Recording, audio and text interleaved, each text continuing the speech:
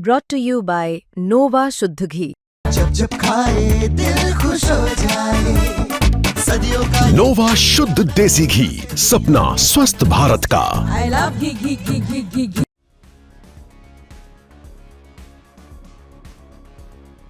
एक कहावत है, दोस्ती और व्यापार दोनों बराबरी पर टिकते हैं, लेकिन जब बराबरी टूटती है तो रिश्तों में खटास आ जाती है। ये कहानी आज भारत और अमेरिका की है, जहां एक तरफ दोनों देश दुनिया के सबसे बड़े साझेदार कहलाते हैं, वहीं दूसरी तरफ ट्रंप प्रशासन ने भारत पर 50% का टैरिफ पीठ के पीछे घोंप दिया है और दबाव बनाने की कोशिश की है। और अब अमेरिका ने भारत के सामने नई शर्त रख दी है।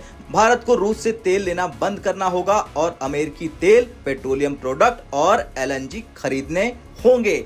तो आज इस वीडियो में हम जानेंगे टैरिफ वॉर की पूरी कहानी, अमेरिका की नई शर्त, भारत की मुश्किल और विकल्प, और इस हालात का असर दोनों देशों की दोस्ती पर कैसे पड़ेगा। दरअसल 27 अगस्त से अमेरिका ने भारत पर टैरिफ दोगुना कर दिया। पहले 25% था, लेकिन अब बढ़ाकर 50% कर दिया। कारण क्या बताया गया? भारत रूस से सस्ता तेल खरीद रहा है।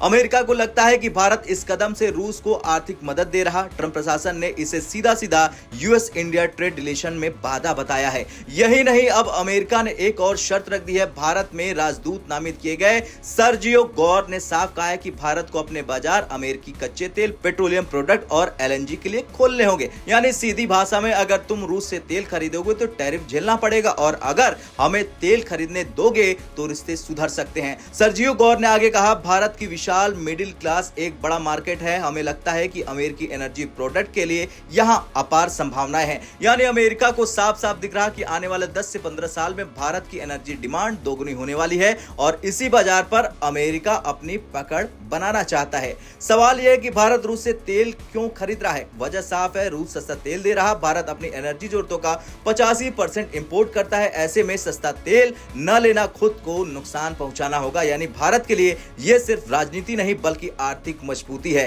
हालांकि गौर ने यह भी कहा कि अब दोनों देशों में ज्यादा मतभेद नहीं है और आने वाले हफ्तों में इसका हल निकल सकता है। यानी अमेरिका बातचीत से मामला सुलझाना चाहता है, लेकिन उनकी प्राथमिकता साफ है, भारत रूस से तेल खरीदना बंद कर दे। दिलचस्प बात यह है कि जब भी ट्रंप भारत की बात करते हैं तो प्रधानमंत्री मोदी की तारीफ करना नहीं भूलते। सर्जियो गौर ने कहा कि जब ट्रंप अन्य देशों पर दबाव डालते हैं तो वो उनके नेताओं की आलोचना करते हैं, लेकिन जब वो भारत की बात करते हैं तो वो मोदी की तारीफ करते हैं। यानी टॉप लेवल पर रिश्ते दोस्ताना है, लेकिन नीचे व्यापार और एनर्जी के मुद्दों पर खटास बनी हुई है। सर्जियो गौर ने एक और बड़ा संकेत दिया। उन्होंने कहा कि ट्रंप क्वाड देशों भारत, जापान, ऑस्ट्रेलिया और अमेरिका के नेताओं से मिलने और संगठन को मजबूत करने के लिए प्रतिबद्ध हैं। नवंबर में भारत में क्वाड समिट प्रस्तावित है। अभी यह तय नहीं है कि ट्रंप उसमें आएंगे या नहीं, लेकिन अगर आते हैं तो यह दिखाएगा कि अमेरिका भारत को सिर्फ ट्रेड पार्टनर नहीं बल्कि स्ट्रेटेजिक पार्टनर मानता है। अब भारत की दुविधा समझिए। अगर रूस से तेल खरीदना भारत बंद करता है तो सस्ता क्रूड ऑयल नहीं मिलेगा और इकोनॉमी पर बोझ बढ़ेगा। अगर रूस से तेल लेता है तो अमेरिका टैरिफ बढ़ाएगा और मार्केट एक्सेस में मुश्किल होगी। यानी भारत को दोनों तरफ से नुकसान का